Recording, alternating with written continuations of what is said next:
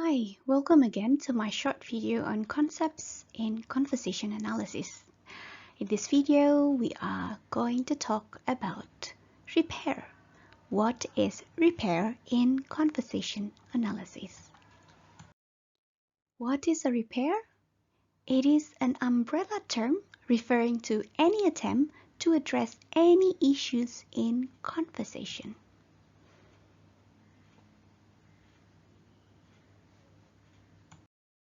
A simplest repair cycle consists of repair initiation, repairable, and the repair itself.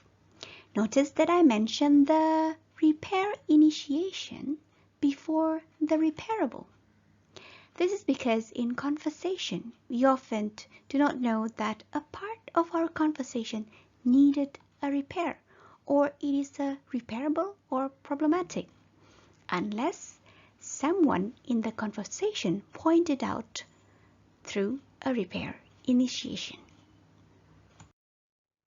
There are various of actions that can be considered as repair in conversation analysis, but what important is, repair in conversation analysis refers to any attempt to address any issues in conversation.